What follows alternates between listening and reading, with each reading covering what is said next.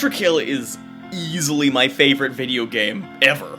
And because of that, I wanted to make like a really long video detailing everything that I enjoy about the game, as well as my criticisms of the game and how it could potentially do better in some aspects. And I was initially going to make that be my first video, but well, the original script I made for that thing kinda ended up being, over 100 pages long before I realized that was a bad idea. And those 100 pages, only covered 1/3 of the game. Also, the game at the time of writing this isn't even fully out yet, so there's that too. The script was extremely detailed. I covered music, level design, enemies, art direction. It was a tad ambitious, to say the least. So, in order to be able to analyze all of Ultrakill without burning myself out, making a 10-hour-long video about every teensy tiny little aspect of my favorite video game, I begrudgingly decided that I would break it up into multiple videos that each cover a different aspect of the game. That way my analysis can be a little bit more coherent and organized. And I figured that the best place to start would be by covering the thing that Ultrakill is most famous for. It's absolutely insane weapons, and more specifically how Ultrakill allows for players to have fun in their own ways by being stylish and creative with how they use the weapons. And thankfully, despite being early access, Ultrakill has its entire catalog of weapons released by now. Well, with the exception of the yellow arm, but I'll cover that another time if it doesn't get scrapped. Anyway, enough of me rambling about nothing, onto the actual subject of the video. Weapons! The blood and soul of any shooter game. In a shooter game, the way your weapons work, and overall the capabilities of the moveset are the main things that will define how the game plays and what it feels like. It's the bones and muscles of the game that the rest of the skin and organs and other gooey stuff wraps around to make a complete game. And Ultrakill is a rather fast-paced action game. And because it is a very fast-paced game that doesn't stick to standard design conventions like aiming down sights, having a run button, or reloading, it has been lumped into a subgenre of first-person shooters that people have decided to call boomer shooters, which, sure, but you don't really get the whole picture of what Ultrakill's gameplay is with just this blanket term. A lot of people have very reasonably compared it to the game Doom Eternal because of its massive arsenal, weapon variants, and focus on healing using your enemies. And, well, I think making this comparison would be a slight mistake, since the two games, while similar on the surface level, actually have very different goals with what they hope to make their combat loops revolve around. Doom Eternal is primarily about collecting the resources you need to keep playing directly from your enemies, with glory kills, the chainsaw, and the flame belch, whereas Ultrakill plays a lot more similarly to a combo-based beat-em-up, with the lead developer Hakita specifically taking inspiration from the Devil May Cry series. While you do heal yourself using the enemies in Ultrakill, the skill curve of the game is actually more so based around simply being able to kill everything in a given area fast enough that the enemies never actually have the chance to hurt you in the first place, as opposed to being about keeping all of your resources well stocked. It's a combo-based game primarily, with resource management being a very minimal aspect of the game's design, since, well, there really aren't any resources to manage besides health and time. It's a game about being stylish, about learning everything you can about enemies, level layouts, and your own weapons so you can just absolutely decimate the entire game. The main point I hope to make clear in this video is that Ultrakill's weapons work so well because most of them are designed with the idea of letting the player be creative with how they approach massacring anything that gets in their way. The game has a lot of weapons, most of which being in-depth and dynamic enough to be able to support short games all on their own. Over the course of the game, you gain access to 5 different weapons, each of those weapons having 3 variants, with 2 being unlockable, each of them changing the alternate fire mode of the weapon, leading to a total of 15 different weapon variants that you have to keep track of. Additionally, 3 of those weapons have secret alternate versions that you can unlock, which change the way the base fire of the weapon functions. Reasonably, this could seem a little bit overwhelming, but I don't think the massive arsenal is actually a problem. While the learning curve to become acquainted with the entire thing takes a hot minute, the game basically does everything it can to make things as easy as possible, which it does by making damn near everything customizable. At the in-game terminals, you can choose the specific order that the weapon variants will get cycled through, so that you can have your preferred variants be easier to swap to from other weapons. Not only that, but you can just straight up unequip weapon variants if you really don't care for them, so that you don't need to worry about frantically swapping through a bunch of junk you don't care about when you are in a dire situation. Yes, this does mean you can unequip literally everything, including the basic punch, and attempt to beat the game exclusively by Goomba stomping everything like a maniac. Also, the 2 extra variants that each weapon has are purely optional unlockables, and the currency you use to unlock said variants is the points you earn from playing the game skillfully. So, you only have the option to make the game more complex once you have proven that you are comfortable with your current arsenal, which makes the absolutely huge array of options you have just a little bit more manageable to learn. Alright, but with that many weapons, and with how many of those weapons are optional, what's the point of even having that many weapon variants if they aren't even necessary to complete the game? See, that's kind of the wrong mindset to have about Ultrakill. While it is a shooter game, and a decently challenging one at that, the point of the game isn't exclusively to just go through the levels and kill stuff. Okay, I mean, well, it is technically it's about going through the levels and killing stuff, but that's only the surface level of what Ultrakill's gameplay truly is. See, Ultrakill is a canvas.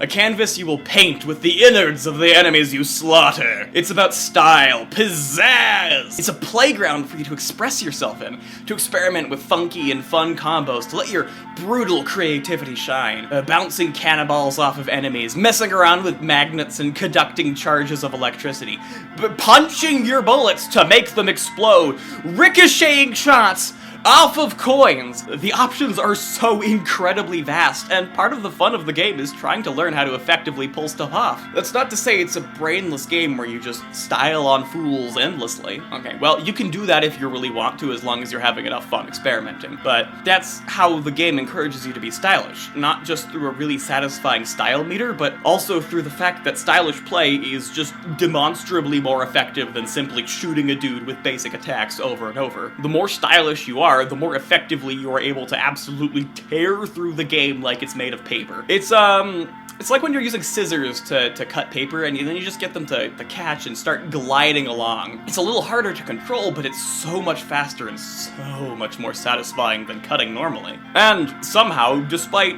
having 15 weapon variants, all of them actually manage to fill in their own niches and roles in the arsenal through unique and dynamic combos with each other. Some variants have a little bit of overlap, but outside of one exception, every weapon still feels like a new piece of a very, very complicated puzzle. A puzzle that can still feel complete and satisfying even if you don't fill in every bit, but the option to master the entire moveset and be able to fluently utilize all of the weapons to massacre everything that moves is still there. And the journey to get to that point can be extremely satisfying. The game actually has a sandbox mode where you can just turn off weapon cooldowns, make enemies blind, and just spawn in anything you've encountered so far to just, well, go absolutely nuts. Also, the map is GM Construct, which is really, really funny. I have personally spent actual hours in sandbox mode just practicing and experimenting and trying out new ideas, developing tech of my own and trying to learn tech that other people in the community make. You can spend so much time mastering every single little detail about the game, talking to friends about it, coming up with ideas to improve your times on levels or get you further in the game's endless mode, the cyber grind. You can just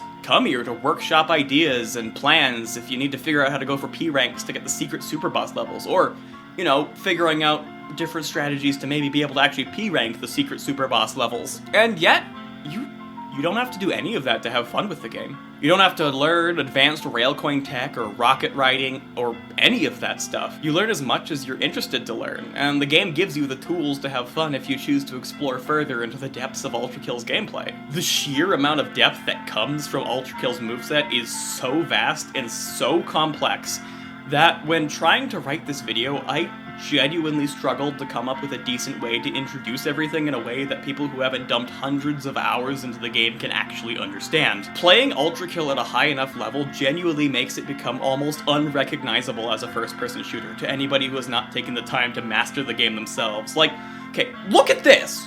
What's even going on here? This combo uses like 5 different mechanics. How am I supposed to possibly explain this without sounding like I need to be put in an institution? And well, the only way to really have this make any sort of sense would be to have you slowly build up your knowledge of the game and your familiarity with the weapons and moveset over time. So, that's what I'm gonna do. We're gonna explain this in the same way the game teaches it, from the very basics, and then expand upon things from there. If this game sounds at all interesting to you and you haven't played it yet, I highly advise going to play it before finishing watching this. It's also just really amazing as a game for a lot more reasons that I will cover in later videos when the full game comes out. This video isn't going anywhere, so go pick up your brush and paint the world red. see you later, alligator!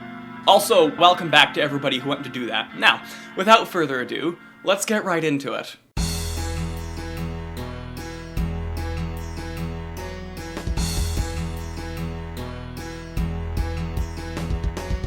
Starting off, we can cover the very first thing that the game communicates to you. Mankind is dead. Blood is fuel. Hell is full. I'll talk about this a little bit more in depth in other videos I'll make on this game, and for now I'm focusing just on that blood is fuel line, because that's how you heal.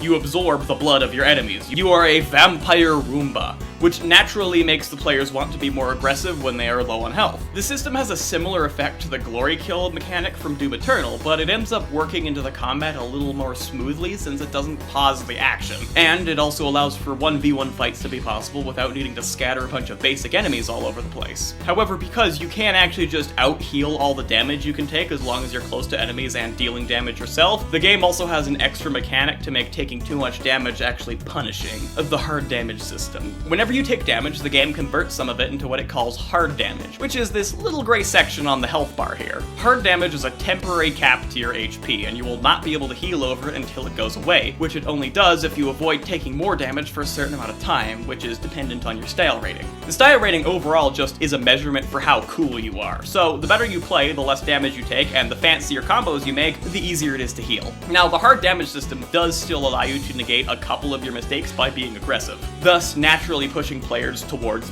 being aggressive, while also still requiring you to carefully use your movement and knowledge of the enemy types the game throws at you to avoid taking damage, while also trying to deal as much damage as you possibly can. The system is set up so that the player naturally wants to always be dealing damage to the enemies in some way, preferably close enough to get covered in as much blood as possible, while also requiring players to still actually use their brains so they aren't just clicking on dudes a bunch. And additionally, because of the style rating affecting how fast you get rid of your hard damage, it also directly rewards you based on how fast you can deal damage, which naturally gets some people thinking about some funkier ways to absolutely annihilate everything within sight. Wowee! A health system that encourages the core design ideas of the game. That's super neat. But this is a video about weapons, which is why I'm gonna tell you about the movement options you have. Because in order for avoiding taking damage to be cool, moving itself has to also be cool. And Ultrakill has some very fun movement. Aside from the obvious walking and jumping, V1 has 3 primarily movement-related actions that they can perform: dashing, sliding, and slamming. Dashing is, well, it's a dash, pretty standard stuff. It's a repositioning tool that always moves you a constant distance and gives you a few invincibility frames, making it a fittingly fast-paced dodging options for a very fast-paced game. It's fun to dash around, but you do have a stamina meter, allowing you only 3 dashes in rapid succession. Pretty simple stuff. It's a dash. Next up is the slide, which is much slower than the dash, but it makes you a smaller target, and is slightly faster than the normal movement speed. It isn't as extreme of a movement ability as the dash, and so it requires a little bit more finesse to use effectively. However, learning how to use it in place of dashes can help a lot with making sure you don't run out of stamina and can still use the much more effective dash if absolutely necessary. Also, unlike most other games with a slide ability, you can just keep going.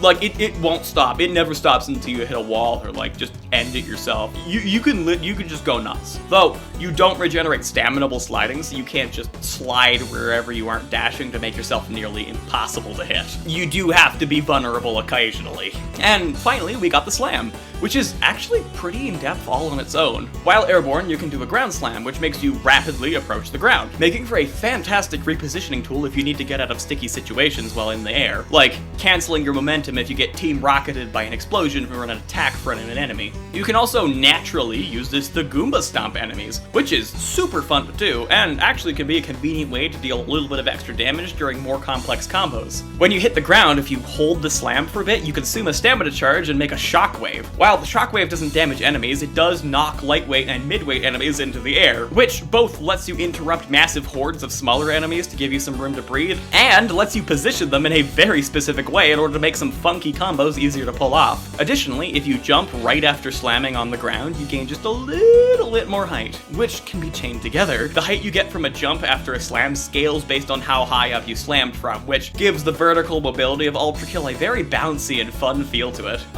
You can also wall jump, I guess, but you only get 3 of them in a row before you need to touch the ground again. In a much simpler game, this would be the extent of the movement. Maybe you'll get some funky movement tech shenanigans here or there that speedrunners use, but as you will soon come to understand very intimately with this video, this is Ultrakill, and in Ultrakill, everything has shenanigans. Basically, nothing is as simple as just doing a thing. There are almost always more layers to make things exponentially cooler, which overall has the effect of making the skill ceiling of the game borderline non-existent. The depth of this single game easily dwarfs the Mariana's Trench.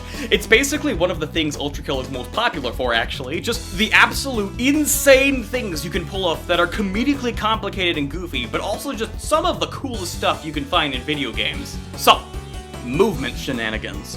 First of all, dashing secretly does actually give you a little bit of momentum. And if you jump while dashing, you can dash jump. Whee! This, however, takes up 2 stamina charges, which makes sense considering how you can basically just your way across basically every arena and room in the game with it. Now, because this is Ultrakill, there are more shenanigans to be had, because sliding has a neat little property that I haven't mentioned yet. While the slide itself can't really build up speed very fast, it certainly does maintain your speed. So, if you're skilled enough, you can just chain it together with dash jumps for some very effective results, as you can see. Not only this, but with careful timing, slide jumping can allow you to redirect your momentum. And do I really need to explain why this is cool? Look, come on, this just looks fun. It's also just both an intuitive reaction to the combination of 2 mechanics, as well as a really satisfying moment where through some creative thinking and a little bit of skill, the player can bypass the limits that the game has set for them, which has the effect of making you feel extremely cool. Actually, wait, no, that wording's wrong. The game doesn't make you feel cool, it just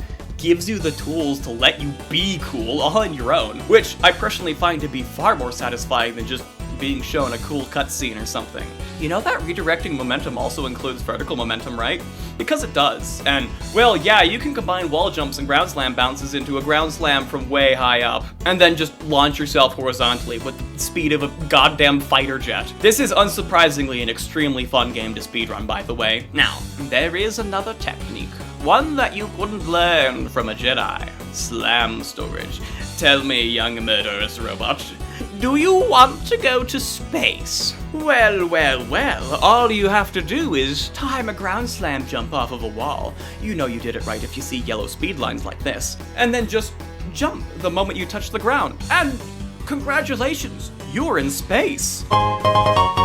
Slam storage is, well, it's more of a bug that the developers left in the game because it was fun as opposed to an intended mechanic, but I had to at least mention it here because, well, it's too much fun and too cool to not mention. It's really goofy, and it's only practical in much higher level play when you're skilled enough to properly take advantage of being so high off the ground, since healing isn't really possible when you're launching orbital bombardments on enemies from halfway across the universe. You can also just turn the slam storage momentum into horizontal momentum with a very carefully timed slide jump. Have fun! Hopefully, covering the basic movement of the game has properly set the tone for you when it comes to the absolute insanity you are going to be dealing with when regarding the actual weapons. Because oh boy, will things get funky. The first primarily attack-oriented ability you get access to is the feedbacker arm. It's a very snappy punch that does a humble amount of damage. Simple, yet effective. Just a side note here, but punching is how you interact with, like, everything. Picking up objects like the skull keys, bars of soap, or, florp, as well as putting them back down is done with the punch button, which is really nice since it feels very intuitive to use the arm button that does arm things to do another arm-related thing. Anyway, main thing that is actually cool about the feedbacker arm is parrying! Yes, this game has a parrying mechanic, and it's pretty damn important. It feels great to perform despite how difficult it can be, and it rewards you very heavily for learning the specific parry timings of different enemy types and bosses, making it super satisfying to really engage with the game's foes that it throws at you. The little pause the game does and the little sound effect it plays when you perform a parry correctly is just... It's pure dopamine. It feels so good. Not only can you parry projectiles, but most melee attacks from enemies as well. You can parry basically anything. And I mean anything. As long as the attack doesn't have a blue spark, you can probably parry it somehow. And you are definitely going to want to learn how to parry, because successfully performing one has a couple of extremely helpful effects. It both completely refills your health up to the current hard damage limit, and it instantly refills your stamina. So being able to perform parries vastly heightens your options for the actions you can perform at any given moment, and it gives you a very risky but very rewarding healing alternative to blood absorption, allowing you to heal as long as you're able to adeptly interact with your enemies. Figuring out the timing of parrying different enemies and how to position yourself to best make use of their parry opportunities is extremely engaging. There is so much variety in how enemies shake up this one mechanic, which is something I'll cover a little bit more in the video about the enemies themselves. So for now, we're just gonna focus on the punch in itself. Parrying isn't technically necessary to beat the game. However, it certainly does help once you start getting into more advanced challenges. This ties back into the way the game encourages stylish and skillful play, because being stylish isn't just really cool, but it's also leagues more effective compared to being basic. The feedbacker also does a lot of other stuff and has a lot of other interactions, but all of that's with other weapons, so instead of stuffing you full of literally everything the feedbacker can do right now, I'm gonna just cover it when the relevant weapon is actually being discussed. This finally leads us to an actual gun! Yay! We did it!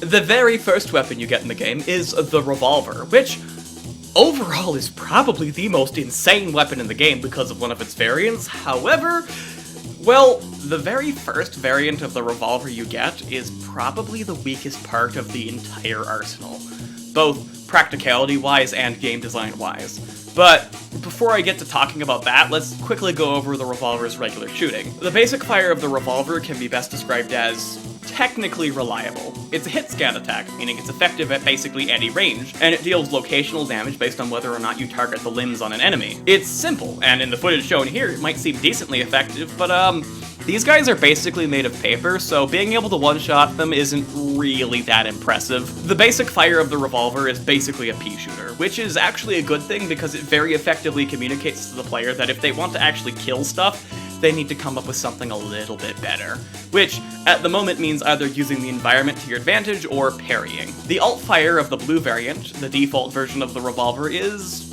well, it's pretty normal. It's a very normal weapon. You can charge up a piercing shot that penetrates a handful of enemies and does slightly more damage than your basic fire. It rewards clever positioning, and the very first level also shows how it can be used to break glass, which leads to a few fun moments that players who are using their brains can figure out. The basic piercer revolver is technically useful, but it's really not great, and I honestly have a lot of problems with it design-wise, but I'll cover those issues once I tell you about one of the other revolver variants so I can make my point a little bit more clearly. Moving on from that technically fine in a vacuum weapon, we get the green revolver variant, the marksman revolver. And before I say anything about it, this weapon is probably the most mechanically complex weapon I have ever seen in a video game. Instead of charging up a piercing shot, you toss a coin that does absolutely nothing. Oh, you can also toss 4 of these in quick succession. Seems pretty lame, right? Wrong! You can shoot the coin to ricochet your shot off of the coin, which deals more damage than a normal revolver shot and automatically targets enemy weak points. However, pulling this off consistently requires some getting used to since, well, you need to shoot at a coin. Thankfully, the coin inherits your momentum, so it'll always end up in a pretty similar spot on your screen as long as you're careful with your setup for it. It's also a bit trickier to target specific enemies with coins since they go for the closest enemy within line of sight, so careful placement of coins is required to use it. This on its own is extremely cool, but this is just the very tip of an unimaginably large iceberg. See that short little flash the coin does? That's not just visual flair, that's a sweet spot. Shoot the coin during that flash and you perform a split shot, which now targets 2 enemies. Whoa. Even more depth. Because this definitely takes some practice to be able to perform consistently. I'm pretty sure it only has like 4 frames where you can shoot this, so you need to memorize the timing. In case hitting a 4-frame window is just a little bit too tricky, there's also a late split shot window when the coin starts to sing as it falls, which, well, it's easier to hit time-wise, but it requires a lot longer to set up, and the coin's gonna be in a lot less predictable of a location by the time you're able to hit the split shot window. By the way, we're still not done, because coins can ricochet into other coins. In fact, they prioritize other coins over enemies, which is because chaining coin bounces continuously stacks up damage based on how many coins you bounce the shot off of, which could be potentially giving you some very evil ideas at the moment. Wait, if there are 2 split shot windows, can't you just... Oh my god.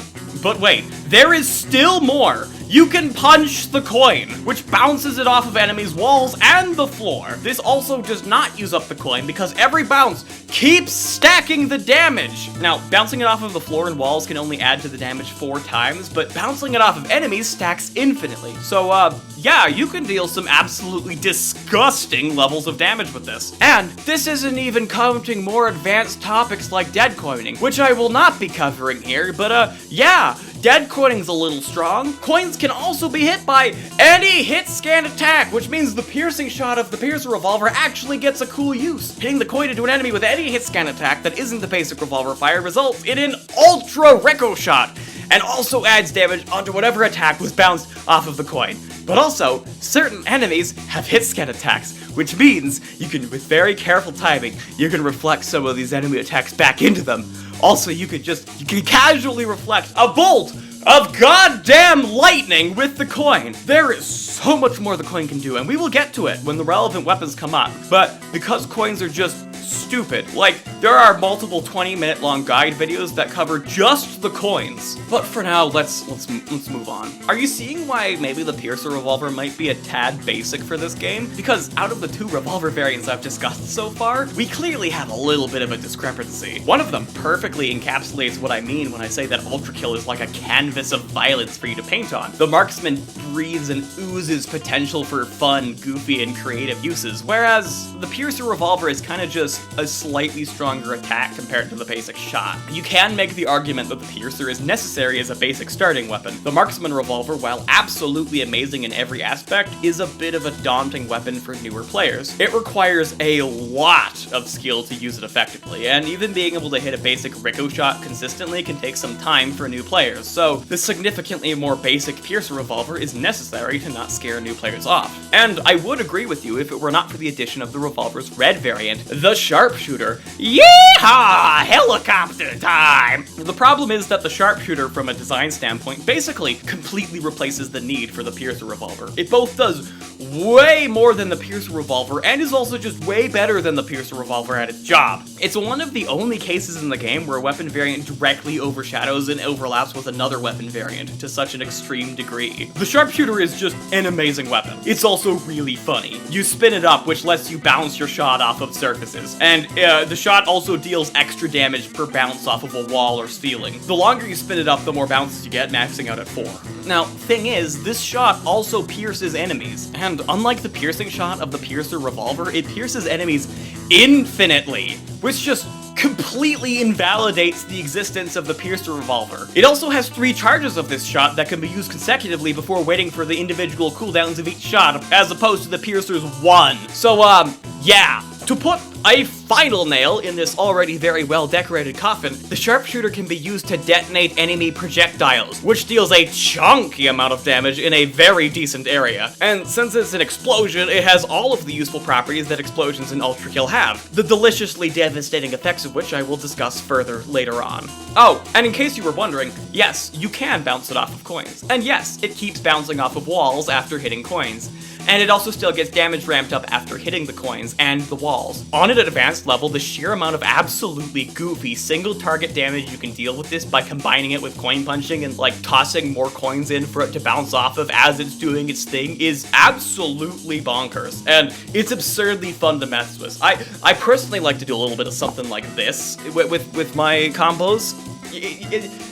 It's just better in every way, and it actually interacts with the game's systems in so many interesting and dynamic ways. The first layer of the game's cramped corridors and enclosed spaces are also the perfect place to really let players have fun. It rewards good positioning, clever thinking, precision, timing, and most importantly, creativity, all while being exactly as easy to start using and understand as the Piercer Revolver. It's a simple weapon with a lot of depth, and it, I think, really shows the problem with the Piercer Revolver. The thing here is that the Piercer Revolver is just way too basic. It's just such a normal, standard weapon, which can kind of get players thinking about things in the wrong way. From a practicality standpoint, it is pitifully weak, but especially early on, it is technically effective enough for some players to end up sticking to it way too heavily, instead of messing around with other revolver options and, like, learning how to parry. It's a very familiar and comfortable concept for a weapon, and because of that, it doesn't set the right expectations for how the game is meant to be approached. An extremely notorious example where I suspect this might have happened is the infamous case of the YouTuber Under the Mayo, who made a famously questionable analysis of Ultrakill's design, stating that it doesn't do enough to encourage stylish play. It's been memed to death, not worth dwelling on, but having watched it, I genuinely think that the issue might have been due to both how reliable yet limiting the Piercer Revolver is, making it easy for players to just stick to what's comfortable and working instead of branching out. Again, the problem here is that the Piercer Revolver doesn't allow for very much creativity at all. The sole interesting interaction it has is only because of the fact that the Marksman Revolver and its coins are genuinely one of the coolest things in any game ever. There is never that potential for something more that's showing off. And well, compare this to the Sharpshooter, which is also very simple and familiar to start using, but the goofy yet badass animation of spinning the revolver to shoot it harder immediately makes using this attack enticing. And since the shot will be bouncing off of surfaces, whether you like it or not, you are going to end up accidentally killing extra enemies and accidentally detonating projectiles with this thing. The chaotic nature of the bouncing shot practically forces you to bear witness to the destructive power of being stylish, and naturally leads people to want to try to replicate the accidental devastation intentionally. Maybe you can try bouncing it off of ceilings, blow up groups of enemies with the projectiles of other enemies, or, you know, bounce it off of walls and start tossing coins in, or something like that. You see, and this behavior is crucially important early on in the really easy intro levels that are specifically designed to just let you experiment and have fun and start to get familiar with setting up stylish combos. Some players might genuinely get stuck in a very counterproductive mindset about the game, since if they don't have enough points to unlock the Marksman or Sharpshooter on the second level, they are stuck with the basic Piercer Revolver up until partway through the third level of the game. That is, if they even notice the terminals where you can buy the other weapon variants in the first place, which a lot of people don't actually. Ultrakill does a really neat thing where it intentionally uses difficulty spikes to force players to keep up and become more adept at the game in case they didn't gain the necessary skills in the intentionally simple parts of the game that are meant to let you just mess around and experiment in a safe environment. So this issue is only a slight one. Most players will start to experiment more once they get their asses mollywopped by V2. However, it can still cause some people to get turned off of the game early on, and in the worst cases, like with Under the Mayo, potentially view the whole game through a lens that will inherently make them have less fun with it due to giving them the wrong expectations. What's even worse is that this issue is very unlikely to be fixed. The Piercer Revolver has been around since the earliest builds of the game, which is probably why it sucks game design-wise, by the way. It's so ingrained into the game that there is a whole boss fight that uses it as an attack against you, so it would end up being a uniquely awkward thing to completely change and rework.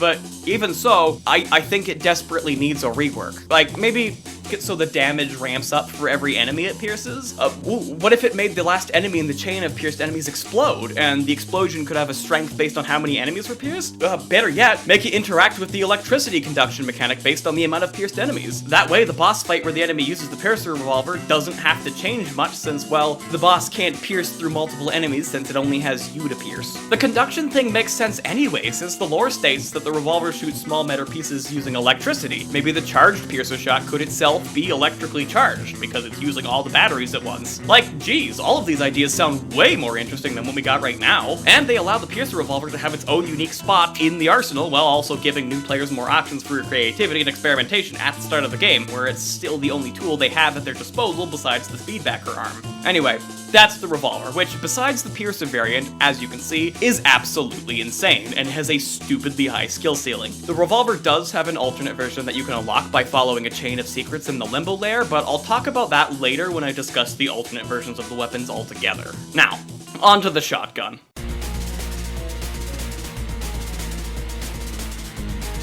It's a shotgun, blah blah blah, gun go boom, enemy go dead. Works better up close compared to far away because it's a video game, it's a shotgun, and you aren't a dummy. The important part of the shotgun is, of course, not the shotgunny part, it's explosives!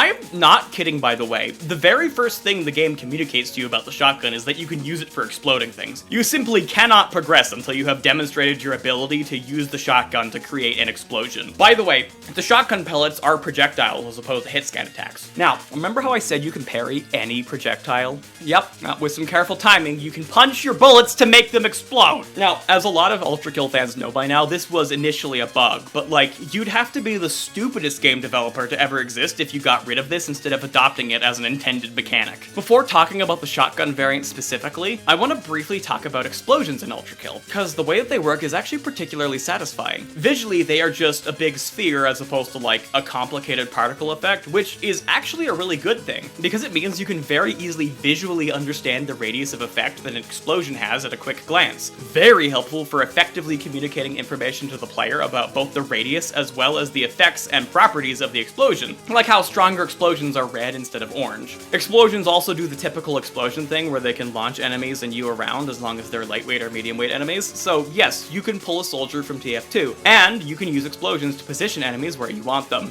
Additionally, explosions will deflect projectiles, which is how detonating the Maurice barrage attack can insta-kill it. Remember the deliciously devastating properties of explosions I was talking about earlier? This is one of them. See, this enemy is actually immune to explosion damage. I'm not killing it with the explosion. The thing that's killing it is having its own projectiles deflected back at it because of the explosion. Explosions are like an area of effect projectile parry, at the cost of it being harder to effectively aim back at an enemy specifically. This can get very strong if you are creative enough about when you use explosions. Additionally, explosions can light certain enemies on fire, which triggers a damage over time effect, and ignited enemies can take slightly more damage from most sources. Explosions are actually a very important and dynamic aspect of Ultrakill's combat. While the easiest one to make is just, well, it's a regular old teeny explosion, learning how to create bigger and more damaging explosions becomes an extremely useful tactic. Mastering the art of the explosion can allow you to absolutely annihilate entire rooms in mere moments if your timing and placement of said explosions is good enough. Though, their devastating power also doesn't trivialize the game entirely, since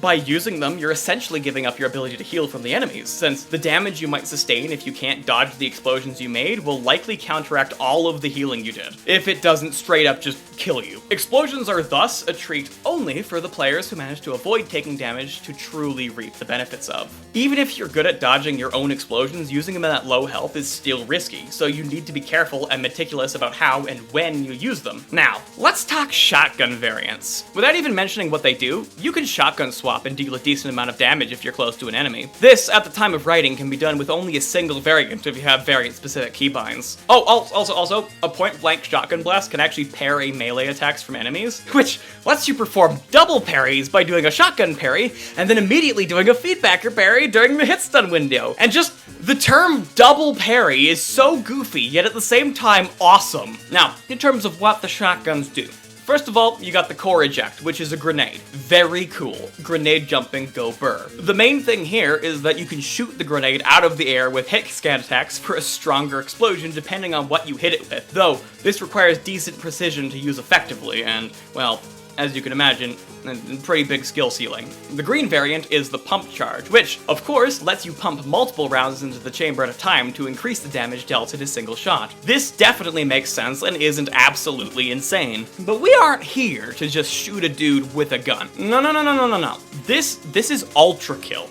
Our goal with this thing is to, of course, overcharge the shotgun with so many pumps that it explodes and does a goofy amount of damage along with deflecting everything at a decent radius. Ow. Wait, the dash has invincibility frames. And finally, we get the only non-explosive based shotgun variant, the sawed-on shotgun. Yes, you heard me right, the sawed-on shotgun. Groovy.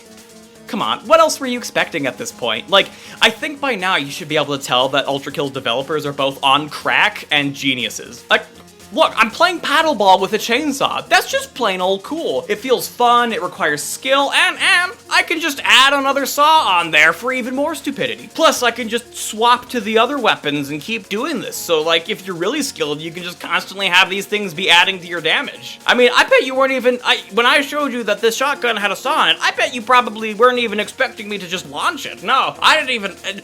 What is this? What is this? Is just a regular video game? No, of course. With the shotgun, with the chainsaw for the shotgun, you just shoot that thing and you punch it. you punch it to play paddleball with it.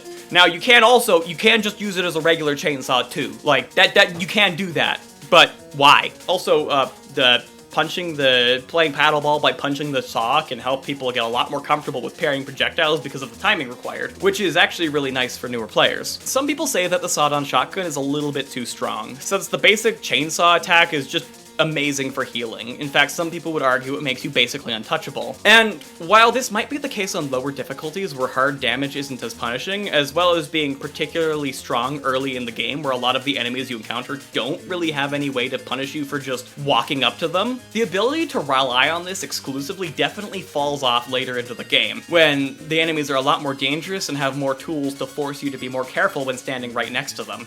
The Stalker enemy specifically, which is introduced in the Greed layer, is capable of sanding enemies, making it so they no longer have blood and thus cannot be easily healed from, requiring players who have been relying a little bit too much on using blood to heal to try and move outside of their comfort zone a bit. The shotgun, if anything, I think demonstrates really well how the whole moveset just comes together. Sure, you can use all of these weapons individually and swap to other ones to fit certain roles, but once you start to get more experienced with the game, you start to just switch between your arsenal at lightning speed. You become a sort of chef of violence, stirring all of these different elements of attacks together, concocting unique methods for death and destruction on the fly as you let your imagination run absolutely wild. Are you seeing the issue with the Piercer Revolver yet? Cool, well, here's Ultrakill's version of a machine gun.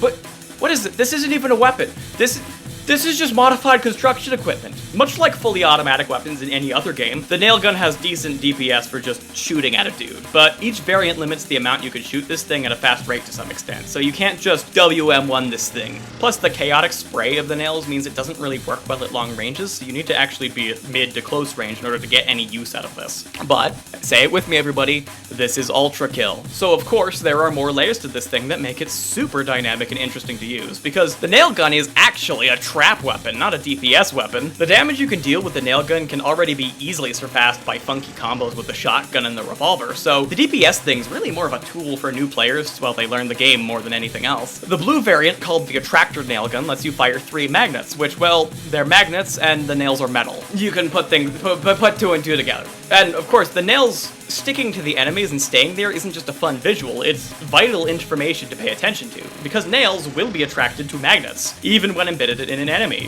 which means that you can bully the heck out of all of the game's light and mid-weight enemies. Man, my explosion isn't big enough to hit everything. If only they all clumped up in a single spot. You can also embed magnets into enemies so that all of your nails will home in on them to add to the damage, and well, you can make all of the little enemies get stuck to the big enemies and then blow all of them up at the same time. You can just create a big nail ball of death with the magnets, and you get 3 magnets to work with, so you can just move this nail ball of death around and play with magnetism of it to make a zone of death. The magnets will break on their own after some time passes, so like, you can't do this forever, but the magnet breaking with a bunch of nails around it makes all of the nails fly out in every which way. Also, the magnets will break if you shoot them or ground slam them, so that's right, you can make a shrapnel bomb! And as long as you're careful about where you set your shrapnel bomb up, these can actually be surprisingly effective, even if they aren't used too often by a majority of the Ultrakill community. The green variant is called the Overheat Nailgun, and it's almost a contender for being another kind of boring weapon like the Piercer Revolver, but since it's not the very first weapon the game gives you, it doesn't have the same potentially detrimental mental impact on the players. All the Overheat does is give you a big rapid burst of flaming nails when you charge it up, just like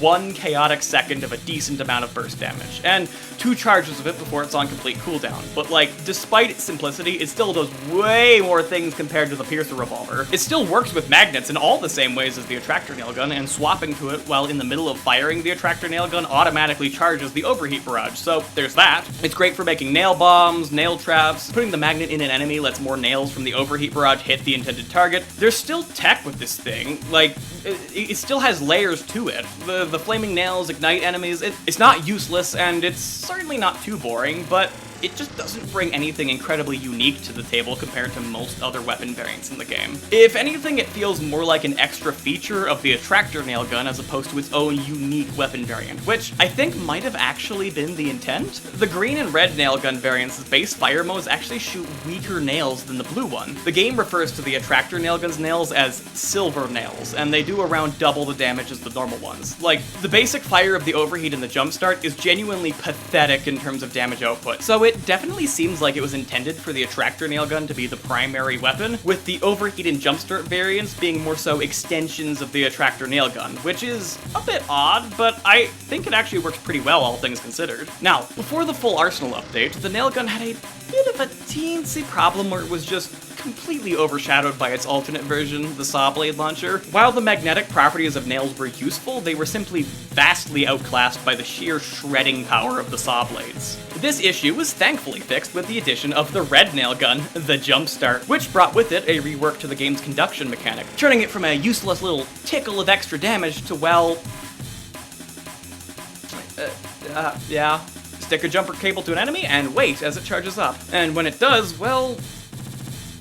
geez, that really just sends them into orbit, doesn't it? This actually does just deal a decent amount of damage as well, as you can see on this Cerberus. Anyway, this effect can be made even more powerful if the affected enemy has nails or a magnet in them, causing them to conduct the electricity out through them into other enemies that are close enough. You gotta stay close to the enemy while it's charging up, however, because the cable isn't that long and might break. Also, killing an enemy that has the cable attached to them causes the shock effect to occur immediately. So, if you're skilled, you can use this very quickly. The damage you deal from conduction is based on the amount of nails you have in the shocked enemy, and the range of this conductive effect can be extended through magnets, rockets, water, the chainsaw from the sawed-on shotgun, as well as coins, because of course you can chain electricity through you can do everything with coins! And the shock effect will do its thing for every enemy that gets shocked that also has nails in them. So if you were to say, pepper an entire swarm of enemies with nails, then you could set up some absolutely stupid stuff.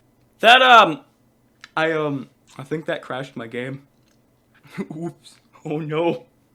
I might have made it a bit too extreme of an example.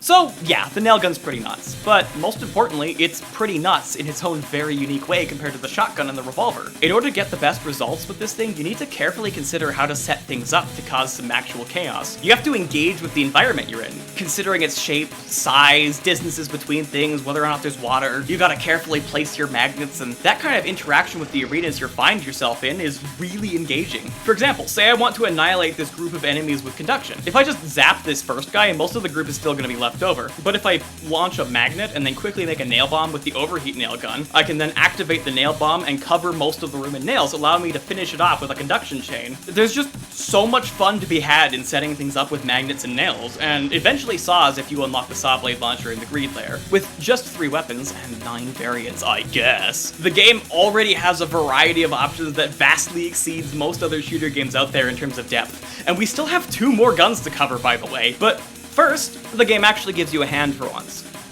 I don't care that that was a stupid pun. The opportunity was too perfect to not use it.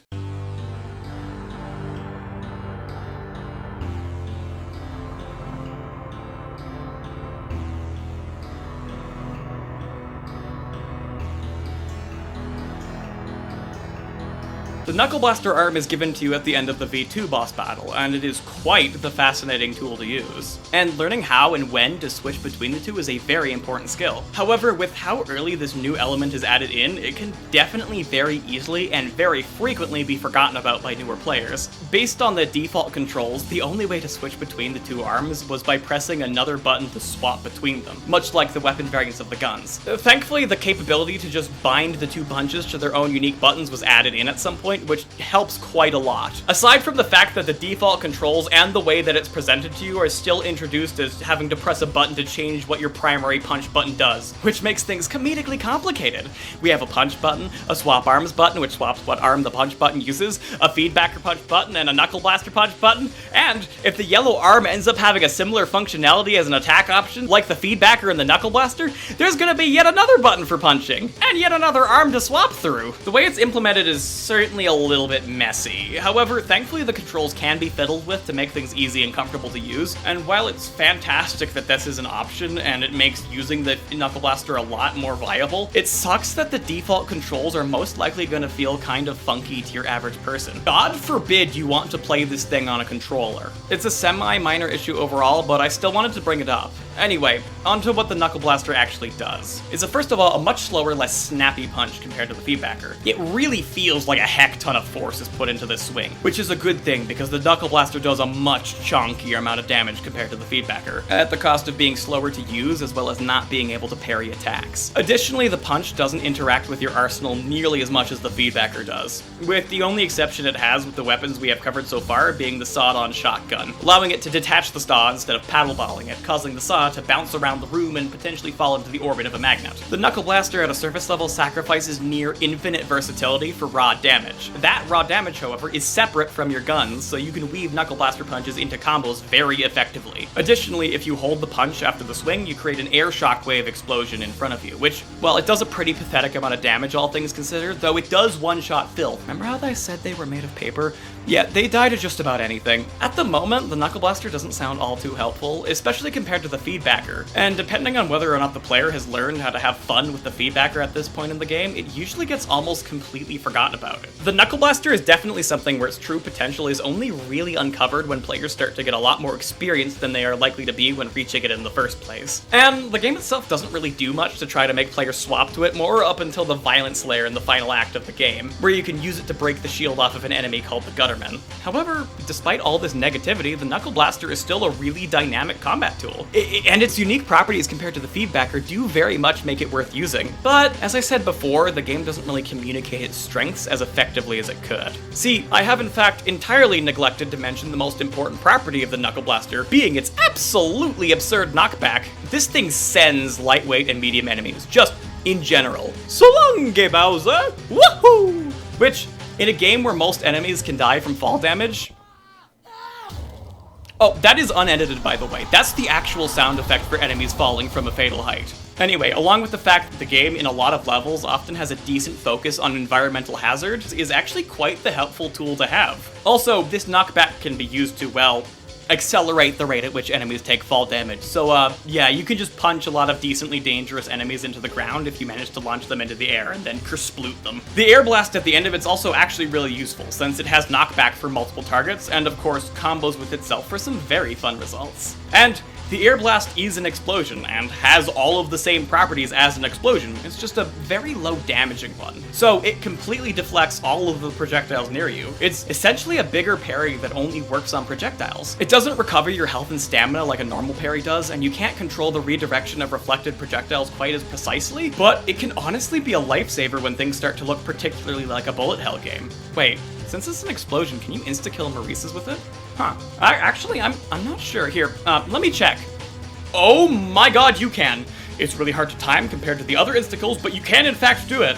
The shockwave also sends coins and shotgun cores into orbit, but that's not actually particularly helpful in a lot of scenarios, but you can do that. Anyway, as you can see, there's a lot of fun to be had with this thing, but, you know, a lot of new players kind of miss it initially, which I think is partly due to how it's introduced. For every new weapon or ability you get, the game does a super neat thing where it has a brief section designed specifically around silently teaching you the ropes of it, with maybe a few tips flashed on screen momentarily. And the Knuckleblaster has an almost amazingly effective pseudo-tutorial section. Small platforms, bottomless pits, perfectly spaced enemies. Only issue here is that the confined walls of this tower area can kind of hide just how comedically bonkers the knockback actually is. Like, just imagine how much more the Knuckleblaster would stick in the minds of new players if you punch this first guy here and he just disappears into the distance instead of immediately slamming into a wall. This part still shows off why the Knuckleblaster is unique in a gameplay sense, but it doesn't really do the most amazing job at leaving an impression. Unless, of course, you look directly upwards when punching this schism, but like, most people aren't gonna do that. Anyway, aside from that one small issue, the Knuckleblaster is a very fun and well-designed addition to the arsenal, and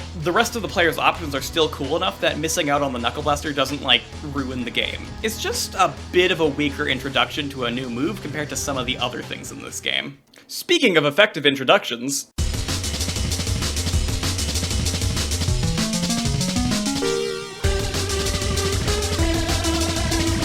well, that's pretty nifty, isn't it?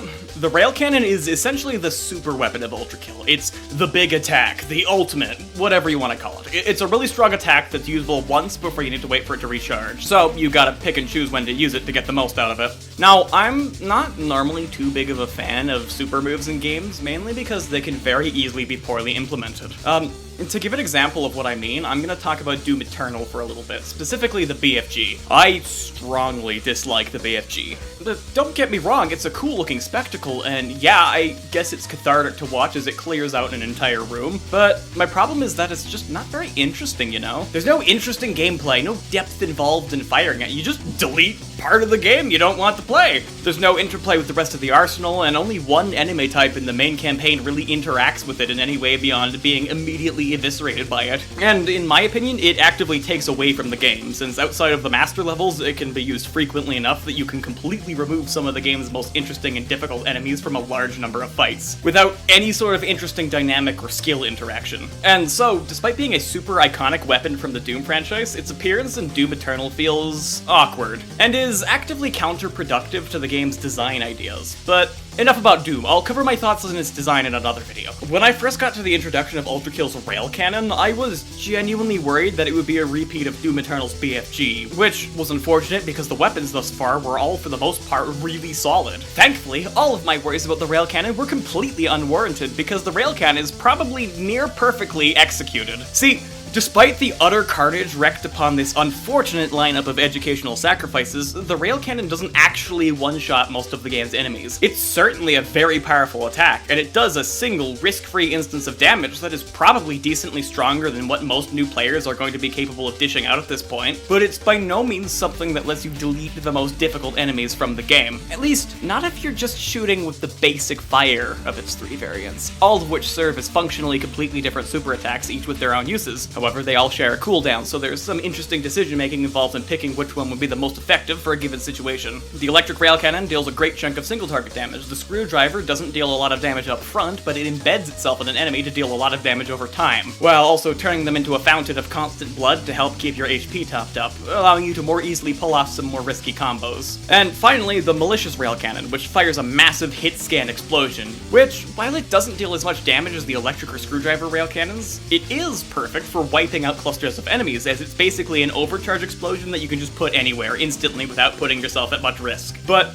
the thing is, all three variants have so much more depth to them, because the Railcannon actually is in fact a tool you can use to delete basically everything in the game. But it actually works here because, well, the amount of damage you can get out of this thing very heavily depends on your skills. For starters, clever positioning lets you pierce the electric Railcannon shot through as many enemies as you can manage to line up, but also, notice how it's hit-scan attack? Oh my, is that a can of worms that I just opened? Yeah, you can ultra-ricochet this off of coins. And you can get this to hit the same enemy multiple times and do a ludicrous amount of damage if you can manage to have the shot pass through an enemy to bounce off of a coin to then hit the enemy again. This can be done more than just once. You can do a lot of damage. Higher coin combos are significantly harder to pull off safely because of their complexity, but they can be very extremely rewarding. And of course, all of the previous stuff with coins can be used here, including coin punching. You can toss more coins in as the Railcannon shot is bouncing around and eviscerating whatever poor enemy got in the line of fire. Without going into too much detail, you can absolutely kerchunk the enemies in this game, including the bosses if you know how to dead coin. The damage you can deal with this if you can actually manage to pull it off is astronomical. And of course, this is an electric-based weapon, so it also procs conductivity. You just need to be careful about using it while in water. Moving on, the screwdriver can be punched out of an enemy and then into another enemy. Punching the screw out of an enemy deals all of the remaining damage that it would have dealt over time, immediately, and then resets the durability of the screw, meaning that the damage output you can hypothetically achieve with a single use of this thing is potentially infinite if you can manage to keep a good rally going between enemies. Although, this is a little bit too hard to do in my opinion, and because it's a little bit hard to bounce between enemies, I suspect that might be why a lot of people don't really like the screwdriver very much. And finally, the malicious Railcannon. Well, first of all, it can bounce off of coins. It's time to call in an orbital bombardment. But, well, you can use it to shoot shotgun cores for the most powerful explosion in the game, which, if you position it correctly, can clear out an entire room of weaker enemies, along with dealing a very respectable quantity of damage to anything tanky enough to survive the blast. The specific tech is called a core nuke, and, yeah, that seems like a fitting name for it. And since it's an explosion, and a very large one at that, you can get even more use out of this with some clever thinking and some precise aim. Take this room in the game's hardest level, for example. If I can time the core nuke just right, I can have the knockback of it push these two dudes into the walls of this tunnel, which kills them immediately, while also insta-killing the two Maurices if I can hit it so that it reflects all of the projectiles of both Maurices back into them, clearing out everything but a single sentry in this genuinely really difficult room with a singular attack. Oh, also, ultra boosting. Whee! While the Railcannon does allow you to deal genuinely stupid amounts of damage, it doesn't feel cheap or boring like the BFG in Doom Eternal does, because, well, you have to actually be good at the game to pull it off. You need to be skilled and creative if you want to delete the enemies, and especially on harder difficulties, you need to be careful about setting these combos up on enemies. Coin adding and rail coin punching requires you to just stand in front of an enemy, so unless you have some fancy aerial shenanigans planned, you need to have decent timing to not get eviscerated while performing it. It's dynamic, it fits with the game's design ideas of combo-based stylish combat, and because of that, it is a near-perfect addition to the arsenal. Anyway, after the Railcannon, the game doesn't give you anything new for a good few layers, until it finally comes out of the blue and offers to give you a bit of a hand.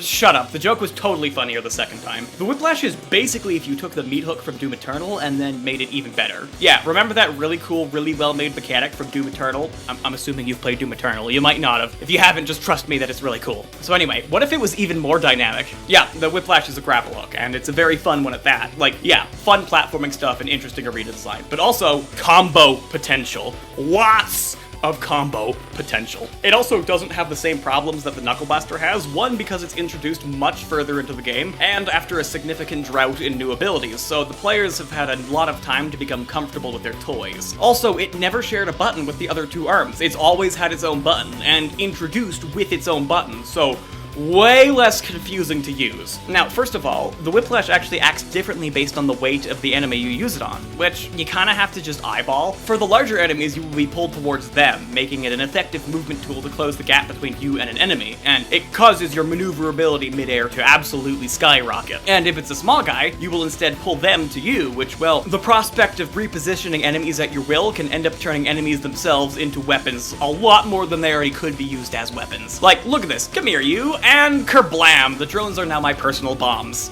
And hey, you, get over here, and back you go. It's a lot of fun. Like, do I really have to explain why a grapple hook is fun? It's a grapple hook.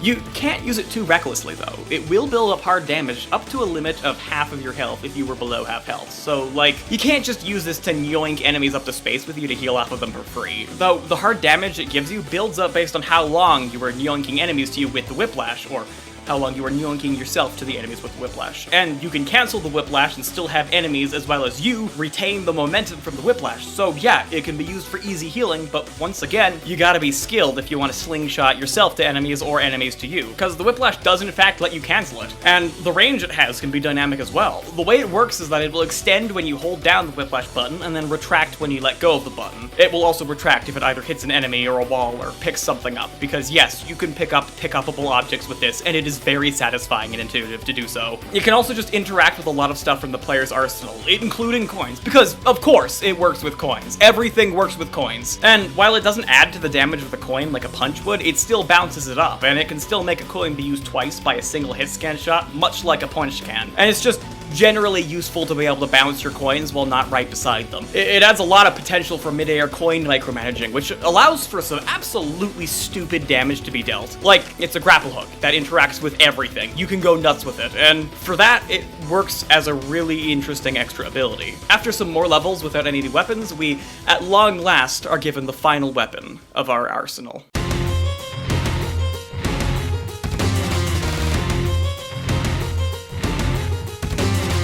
And no, the rocket launcher isn't redundant despite the explosive nature of the shotgun, because the rocket launcher, well, you need to hit direct shots on enemies for the rockets to actually do damage. Wait, what do you mean that sounds useless? I think you are severely underestimating the utility of an explosion that doesn't hurt you. The sheer amounts of toll-free mobility you're capable of is absolutely bonkers. See, the rocket launcher is a bit of an oddball. It's not directly helpful as just a gun that you shoot stuff with, but the versatility and utility of this thing within combos is absolutely crazy. It's the last cherry on top of the entire pile of weapons and abilities, the final extra spices to really add the last layers of depth onto everything. It's kind of the opposite of the shotgun and the revolver in terms of design. Those weapons, being the first ones you get in the game, are super easy to use at a basic level, making them fitting as the basic weapons you get access to while you're still learning the game. The rocket launcher, however, is, relatively speaking, a bit hard to use, which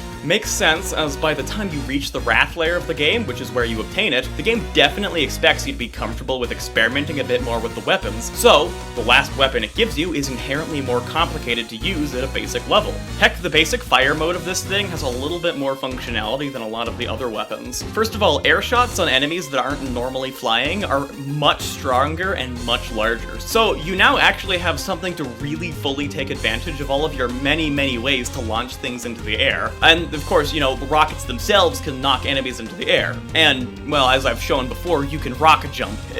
And that's just the basic attack. With the blue variant of the freeze frame rocket launcher, you can freeze time for your rockets and then unfreeze time whenever you want, or when your freeze timer runs out. And I'd imagine that JoJo's Bizarre Adventure fans are particularly excited about the possibilities that this has.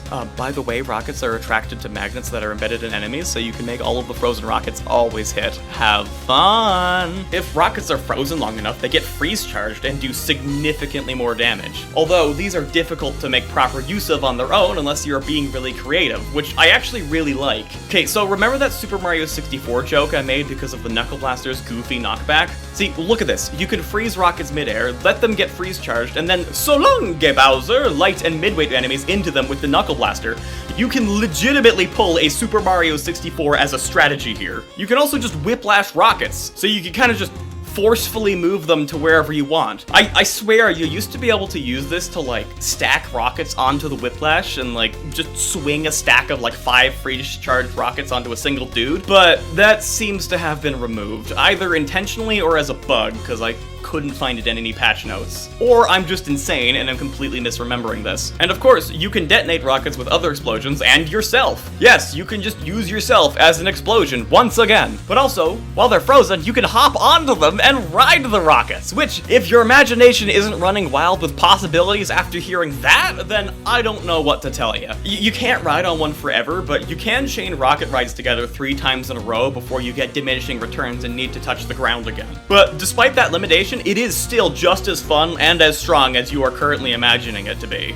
Look at this guy. He shoots rockets, which you can also freeze, jump on, and then ride back into him. That's right, ladies and gentlemen, you can ride this fella's own rockets back into him, and it insta-kills him. It's amazing. The first variant of this weapon, it completely revolutionizes the way that you approach mobility and everything else in the game.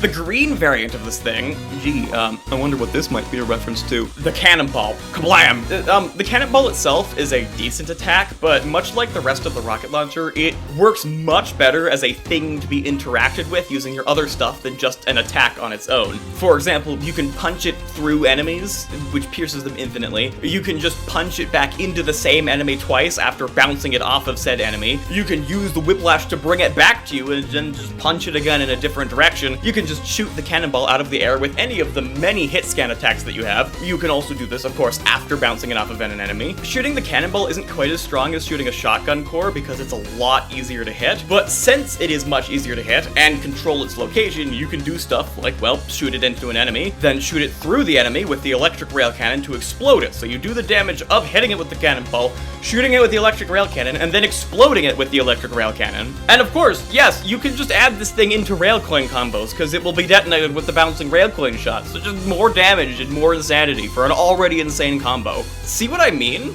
It adds so much to your options, yet just the basic attack on its own without doing anything else is kind of pathetic compared to what you might be used to doing at this point in the game. And that's why the rocket launcher is brilliant as a capstone to the player's arsenal. This is the Firestarter rocket launcher. See, flamethrowers are way too boring for this game.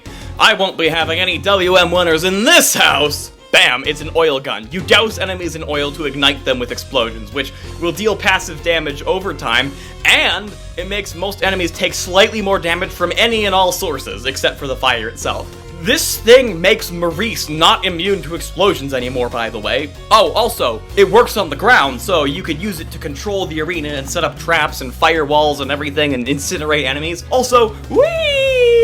Yeah, of course you can do a Splatoon on the oil, so even more movement. I like to use it to slide along really fast and then ignite the oil path behind me to cook anything that tried to follow me. Look. On brutal mode, this guy slips if you put oil under his feet so you can parry him. What a dummy. Man, gunner tanks really get bullied by the rocket launcher, don't they? Oil also just explodes if it's ignited in water, which rewards you for paying attention to the arenas to see if you can set something funky up. This had to be massively nerfed initially because it used to make way more explosions, and the explosions could all hit the same enemy, which was, a bit strong for how easy it was to pull off, but I kinda think they should have kept the overlapping explosions and stuck with just making it so it has less explosions in general, cause without the overlapping explosion damage, it's kind of a bit of a redundant attack. I actually really liked the way it rewarded players who were paying attention to their surroundings and using the arenas to their advantage, but oh well. Once again, see what I mean though? Like, you could just have so much fun with this weapon. Nay, the entire arsenal, the amount of interaction that your moveset has with itself, with the enemies, with the environment, and well, with you, is unmatched by any other game I have played. And the rocket launcher is an extremely satisfying final weapon to cap off your capabilities from a design standpoint. If the other four weapons were your basic ingredients that you chop up and mix together, the rocket launcher feels like your collection of spices to add that, you know, to add that extra little bit of flavor into your combos and your movement in general to really take things to the next level with the insanity you can pull, as well as inspiring creativity with its broad yet unconventional capabilities. Now, before I end things off, I gotta talk about the alternate versions of the revolver, the nailgun, and the shotgun, since the points I have about them actually kind of naturally lead into the overall point I want to close the video on.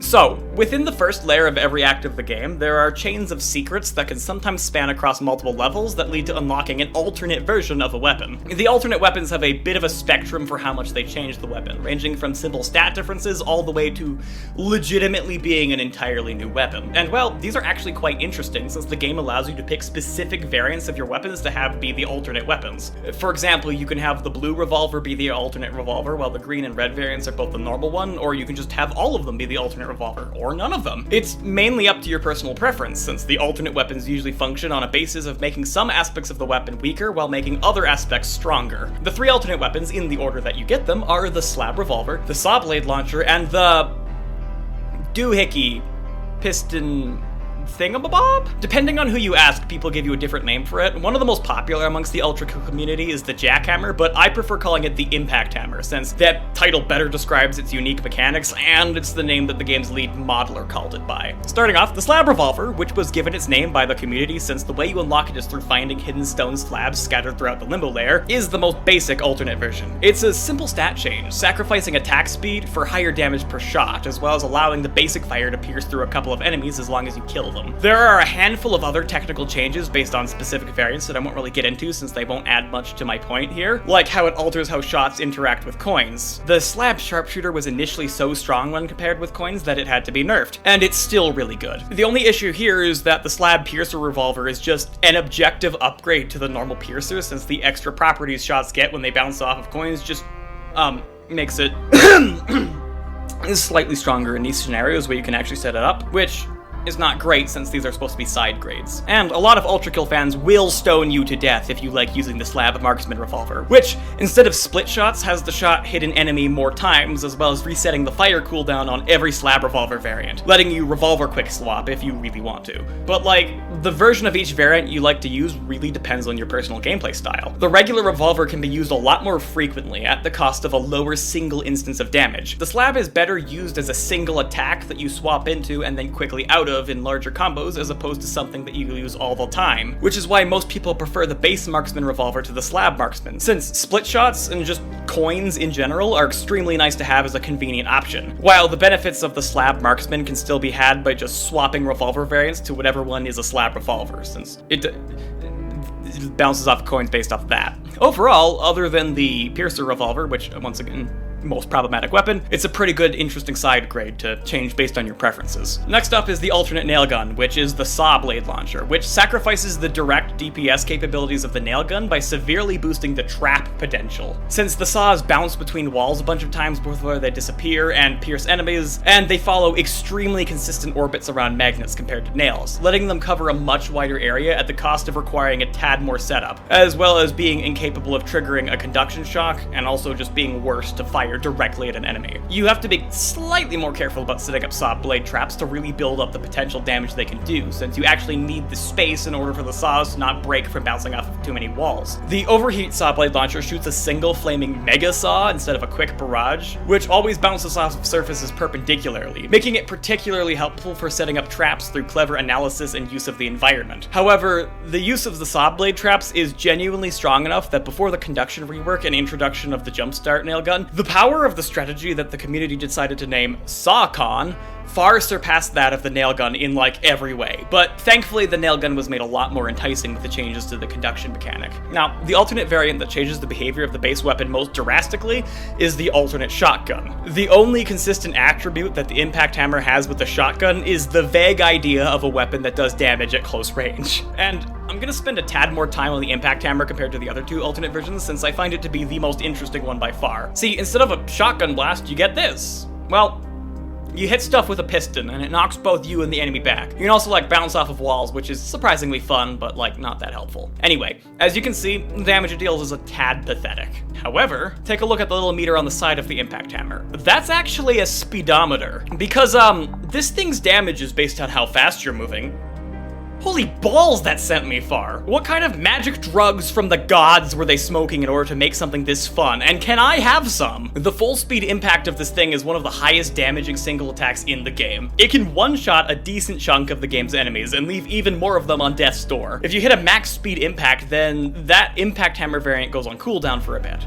Thankfully, you can have 3 impact hammer variants if you really want. Also, you can turn rockets and energy cores into hit scan attacks, and the core eject impact hammer changes how launching energy cores works to be more momentum based, so it always ends up in the perfect spot to chunk it with the impact hammer. It's a pretty strong explosion too, which I like to use with the freeze frame bucket launcher to set up a little something like this.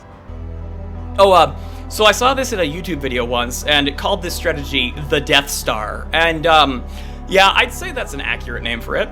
Overall, the impact hammer is a fascinating trade-off. You lose the basic reliability of the shotgun in favor of some absolutely devastating damage potential. It even allows you to do a nuke without needing to use up a Railcannon charge, albeit the impact hammer nuke is a lot less convenient to perform. If you use the impact hammer, you are in general going to have to become a lot more comfortable with the rest of your arsenal to make up for the loss of the shotgun. However, its capabilities in terms of damage far exceed the shotgun if you're skilled enough, making it a very satisfying secret weapon since its highly technical mechanics are something you only get to see if you actually manage to find this thing. That way it doesn't end up confusing your average player going through the game for the first time. God, the impact hammer is so much fun to mess around with. I could go really in depth about each alternate weapon variant and all of the pros and cons of using it compared to the normal version of the weapon variant, but that's not really the point of Ultrakill. You use whatever alternate variants you have the most fun with, and that's good enough.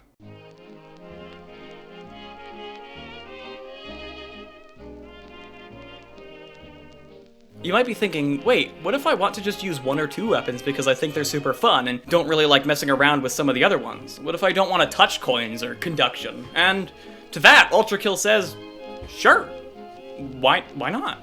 And that there is the pure beauty of this whole thing.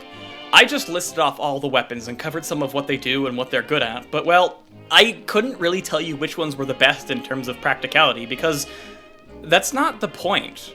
You can use however many of these weapons as you want, and you can prefer using whichever ones you want. The only problem with the Piercer was that it was just too basic as an introductory weapon and gives people the wrong idea about the game. Like, I genuinely don't see the point of making a tier list for weapons in this game, because it's not really about what the best weapon is. Because there's not really a best weapon, it's just which one do you think is fun? If you really want to learn the entire arsenal and master every weapon, then you are free to do so, and the game can be as complex as you would like it to be. But, well, you can also unequip everything but your favorite guns and still beat the whole game that way if you really want to. Heck, the style penalty for using the same weapon too many times is based on how many weapons you have active, so like, if you only have a handful of guns active, the style system accounts for that and still lets you get the best ranks. Because that's what Ultrakill is about. It might have a unimaginably high skill ceiling, but it also has a pretty low skill floor. It's about experimenting, having fun, and feeling cool being stylish. And no matter what loadout you decide to run with, I personally still think the game manages to have a very satisfying difficulty curve to challenge you. It's a game where you can reach for the stars and spend hours theory crafting and coming up with new combos and spending time in the sandbox mode practicing them and trying out new things. Whenever I boot up the game, I basically always start by playing around in sandbox mode before going to the cyber grind or to just playing through actual levels. Heck, I even have a quick save thing where I have all of the enemies lined up with health bar things so I can see how much damage I'm doing. Sometimes I'll just be doing something completely different with my life and then just have a random idea for something in Ultrakill, and I'll quickly either write it up or just boot up sandbox mode to go try it out. Remember when I demonstrated you could insta-kill a Maurice with the Knuckleblaster explosion in this video? That sense of curiosity I had was genuine. Like, I was writing the script and then the idea just struck me and I had to go see if I could do it. And when I was getting my significant other to record some footage for me, they did a thing where they landed a coin onto a shotgun core and it detonated the shotgun core. I didn't even know that was a thing that could happen. It's not that useful. Okay, well, I did find it's slightly more useful with the impact hammer core ejects because it's easier to toss a coin when it. But you know, I didn't even know it could happen until they randomly tried it out. There's so much stuff to learn with this, but you also don't have to learn all of the advanced combos to have fun with the game. That's the point I really want to emphasize here. If you want to beat the whole thing with only the feedbacker, yeah, you can do that. The game won't stop you and say, no, that's not how you're supposed to have fun. Heck, when you're using the cheat mode that lets you play Crash Bandicoot instead of Ultrakill, the developers modify parts of every single level to make it possible, which is so cool. Like, there was no need to do that. It's such a small detail that, like, only a fraction of players will ever really need to interact with or notice, but it's there. It's there if that's what you decide would be fun. There is a very interesting discussion to be had about whether or not games should be designed around a specific style of play. If it's good or bad if a game decides it wants to only encourage one very focused playstyle, either for artistic effect or just for general gameplay reasons. And well, it's not a bad thing when games limit players and have a very specific way that they want people to play the game. It means that the game can have a well-defined gameplay identity, and it makes designing everything else like the difficulty curve and the enemies and whatnot a lot easier. The thing about Ultrakill though is that it manages to have a very distinct identity for how you play it, while also allowing for a broad set of possibilities and variations of that identity. As I've said, the idea is for the combat to be fast and for the players to be able to feel stylish. The game still railroads you into playing fast. If you try to like hide behind cover and hunker down in a corner and pick enemies off from afar, then you're most likely going to get eviscerated. But well, there are an incredibly vast quantity of ways to handle each problem that the game asks you to solve. Yet, most of them still fit the category of being stylish and letting you have fun experimenting with mechanics. It's why I very uniquely think that Ultrakill's difficulty settings don't actually obscure or confuse the intended experience of the game like they do for so many other games. Like, despite the fact that the different difficulty settings will change the way enemies work and like give them more attacks and stuff, it doesn't really matter because the intended experience is just to have fun. So if you want to just have fun in a less punishing difficulty where the enemies give you far more opportunities to set up combos on them, yeah, you can do that. And if you want to get your ass kicked and have to really learn how to react to your opponents, you can do that too. And both of them are still a valid gameplay experience in the sense that they both still fit what the designers intended. Uniquely, Ultrakill executes its design goals so well that you can still get the intended feeling even if you just started playing. You can still do stuff that feels really cool and fun, even if it's accidentally. Take this footage here. This is my significant other who isn't very experienced at the game. They're just swapping weapons and trying stuff out. While they beat this room a lot slower than how I tend to do it, they were still able to feel cool and have fun. And like, look at the gameplay. This still looks cool. The entire skill curve from skill floor to the non-existent skill ceiling is so much fun. The fast-paced chaos of trying random bullshit for newer players and the lightning-quick, almost surgical precision exhibited by the most experienced players are still both able to be satisfying ways to experience the game. It's not a game that will only be fun once you get good at it, and it's also not a game that you can just optimize the fun out of, because optimizing the game and learning it and mastering all of the mechanics so you can just lay waste to the whole game effortlessly is part of the fun. The idea of mastering this extremely versatile arsenal of weapons is so dynamic that the game accommodates for high skill levels in multiple distinct ways. On one hand, you can start replaying levels to try to get better times and ranks, which has a very similar appeal to something like Pizza Tower, where you memorize and optimize a specific level, which has a lot of nuance for how you can try to save time because of the sheer quantity of devastating options you have. You can just learn the ins and outs of every level to let yourself basically almost instantly eviscerate everything in your path if you want to spend the time learning and developing strategies. If you want to, you can try the higher difficulty levels. You can play the game with the Radiance mode on to make the enemies just kind of unfair. On the other hand, the game's endless mode, the Cyber Grind, is for players who just want random assortments of enemies and changing layouts that escalate in difficulty until everything is covered in rainbows and moves at half the speed of light. It requires a more practical, in-the-moment mastery of your weapons. Since you aren't going to be able to memorize enemy spawns, you need to learn how to adapt to new circumstances on the fly, and how to best use your arsenal to get as far as you can. Like, it's really interesting, something like the really high damaging Railcoin combos are basically useless in the Cyber Grind, where most of the enemies don't even have enough health to survive 2 coins. So using core nukes and screwdriver detachings is a lot more helpful. The depth of skill with this game's combat and weapons is genuinely insane, and it's one of the core things that lands Ultrakill the title of my favorite video game. But there's also so much more to cover with the game, like an absurd amount more to cover. Ultrakill is no one-trick pony. In my eyes, it masterfully pulls off basically every aspect of design it has, from its difficulty curve and level design, to its art direction and story, and of course its weapons. I just talked about those. Everything merges together to create such a wonderfully crafted artistic experience that, well, I just gotta talk more about it. But much to my own dismay, a video about all of that at once would be unbelievably chaotic and hard to follow if I were to properly talk about everything and say everything I wanted to say. And it would be way too long. Like, this video about the weapons is already an exhaustive analysis, and it's already this long. So if you're interested in that, for now you're gonna have to wait for the next parts of this video if you want to hear more of my psychotic ramblings about the funny shooter game. Though, don't expect all of them too soon, since I'm gonna wait for the full game to be released so that I can actually cover all of my thoughts on each aspect of the game at once I can get there. The only reason I'm talking about the weapons right now is that I can still get my point across because outside of the yellow arm, all of the weapons are released. They're all here. And aside from the fact that it's still early access and the developers might change a couple things, I can still get my general idea across. Anyway, thank you so much for watching if you made it this far, by the way. It genuinely does mean a lot. Once again, if you have any criticisms or thoughts on the video, or questions to ask, feel free to write a detailed comment about it. Remember to drink water. Bye-bye!